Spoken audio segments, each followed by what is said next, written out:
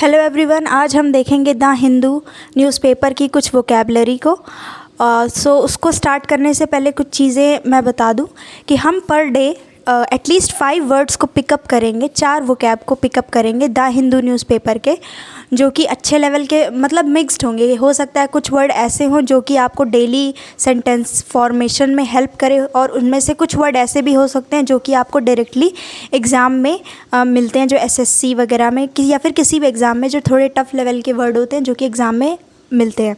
तो per day 5 word होंगे, इससे ज़्यादा इंक्रीज़ नहीं करेंगे। इसका रीज़न ये है कि अगर कोई एग्ज़ाम की तैयारी कर रहा है तो उसके लिए आपको 5 वर्ड या फिर मैक्सिमम 10 वर्ड से भी काम नहीं चलेगा। उसके लिए तो एक स्पेसिफिकली एक बुक से आपको लर्न करना पड़ेगा ताकि कम समय में आप ज़्यादा वोकैब कर सकें। बट ये वीडियो उनके लिए भी है जो कि सिर्फ अपनी इंग्लिश को इम्प्रूव कर रहे हैं और किसी एग्ज़ाम की तैयारी नहीं कर रहे हैं, और वो पर डे कुछ कुछ वर्ड को सेंटेंसेस के थ्रू समझना चाहते हैं। तो ये दोनों टाइप के लोगों के लिए ये हेल्प करेगा। और जो हम यहाँ पे पढ़ेंगे उसकी जो पीडीएफ होगी वोकैब वाली, वो आपको इस टेलीग्राम चैनल जो मेरा है यहाँ पे मिल जाएगी, आप ज्वाइन कर सकते हैं। और इंस्टाग्राम भी ज्वाइन कर लें, लिंक वगैरह और वीडियो की अपडेट वगैरह के लिए। और भी यहाँ पे भी काफ़ी सारी रील्स और पोस्ट वगैरह मिलेंगी आपको इंग्लिश से रिलेटेड। और ये जो आप दिख रहा है मेरे इंग्लिश पेज के बायो में, ये मेरा पर्सनल अकाउंट है। आज के बाद जैसे कि जो भी चीज़ें आप देखेंगे या कोई सजेशन है किसी चीज़ के लिए, अब आप मैसेज करेंगे पर्सनल वाले पे, तो फिर मैं उसको देख पाऊँगी और उसको इम्प्रूव करूँगी। तो स्टार्ट करते हैं। तो हमारा पहला वर्ड है, 5 वर्ड है इसमें मैक्सिमम। हमारा फर्स्ट वर्ड है, ये आज के न्यूज़पेपर का फ्रंट पेज की न्यूज़ है, हेडलाइन है ये, India ask G20 to extradite economic offenders fast. तो इसमें से हमें कौन सा वर्ड को पिकअप करना है? एक्स्ट्राडाइट। सो एक्स्ट्राडाइट का मतलब होता है सेंड बैक, यानी कि वापस भेजना किसी चीज़ को। सेंड बैक हिंदी में क्या बोलते हैं? वापस भेजना। वापस भेजने के लिए जो परफेक्ट एक वर्ड में जो काम चल जाए, बन जाए इंग्लिश में अच्छा वर्ड, वो है एक्स्ट्राडाइट।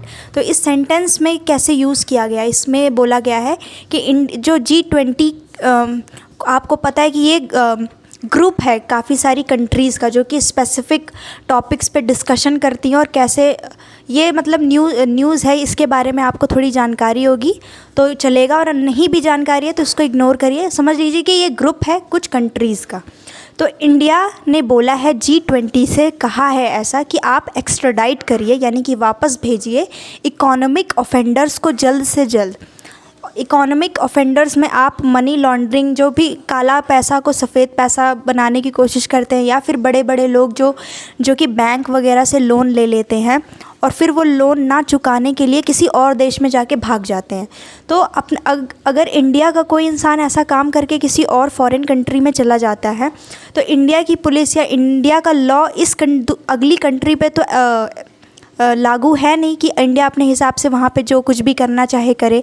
इसलिए इंडिया ने बोला है G20 से कि आप एक्स्ट्राडाइट करिए इकोनॉमिक ऑफेंडर्स को जल्द से जल्द, यानी कि जिन्होंने भी ऐसा कोई गलत काम किया है और वो दूसरे देश में जाके छिप गए हैं, तो आप अपनी अपनी कंट्रीज़ से उन लोगों को आइडेंटिफाई करके उन लोगों को एक्स्ट्राडाइट करिए, यानी कि वापस भेजिए। तो हमारा पहला सेंटेंस था एक्स्ट्राडाइट, और इसका मीनिंग है सेंड बैक।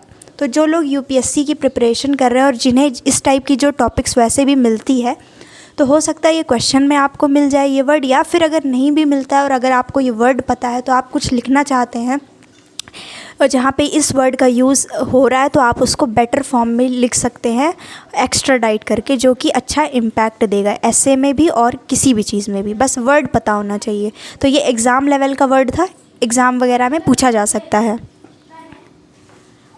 नेक्स्ट वर्ड है हमारा, ये भी आज ही की न्यूज़ का ये पैराग्राफ है, ठीक है। सो यहाँ पे क्या है, सेकंड वर्ड है हमारा कॉल्ड अपॉन। ये एक फ्रेजल वर्ब कह सकते हैं आप, कॉल्ड अपॉन, या फिर कॉल्ड अपॉन कह लें, या फिर कॉल ऑन, बात दोनों की सेम होती है। कॉल अपॉन या फिर कॉल्ड ऑन, कॉल ऑन। इसका मतलब होता है किसी को कुछ करने के लिए कहना। ठीक है। और उसका और एक और वर्ड देख लेते हैं, फिर इसका सेंटेंस में यूसेज देखेंगे। थर्ड क्या है? फ्यूजिटिव। फ्यूजिटिव का मतलब होता है गलती करने के बाद भाग जाने वाला, यानी कोई ऐसा इंसान जो कि कुछ एक कंट्री में या कहीं पे भी कोई गलत काम करता है, फिर वो वहाँ से फ़रार हो जाता है, यानी कि फ़रारी।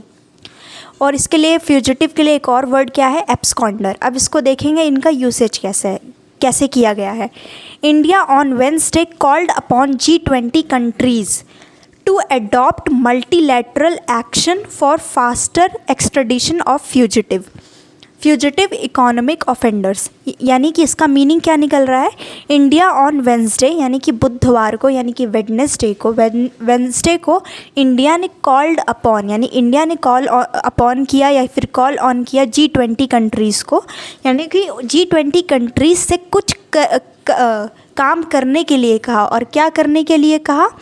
कि आप फास्ट एक्शन लीजिए एक्स्ट्राडाइट करने के लिए, यानी कि जो गलत काम करके भाग चुके हैं उन लोगों को वापस भेजने के लिए। किनको? फ्यूजिटिव्स को। और फ्यूजिटिव का मीनिंग क्या बताया मैंने?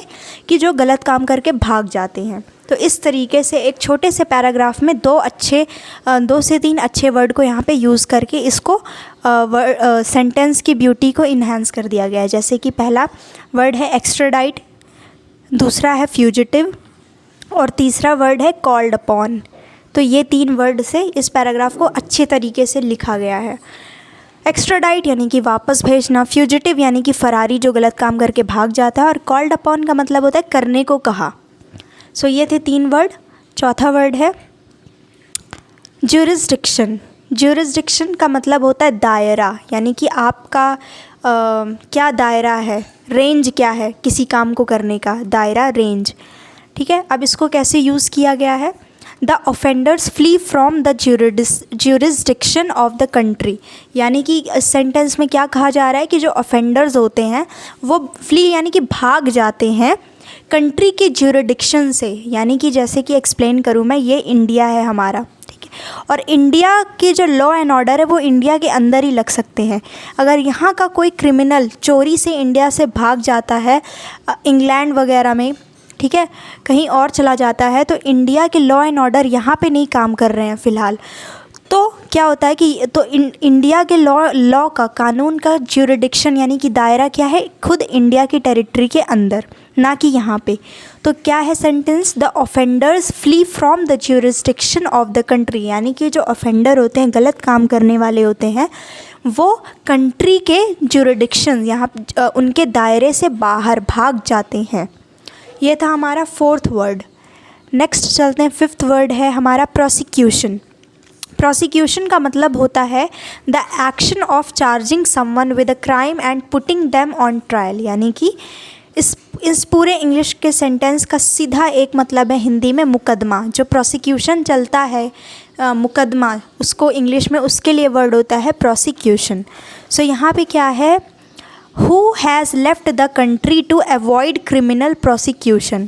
यानी कि जिसने लेफ्ट द कंट्री, यानी कि मान लीजिए किसी भी इंसान की बात हो रही है, मान लीजिए कि मैं अपनी बात कर लूँ, Diksha left the country to avoid criminal prosecution. यानी कि मैंने कुछ गलत काम किया था, और फिर अब यहाँ से सेंटेंस को पढ़िए ताकि आपको समझ में आ जाए।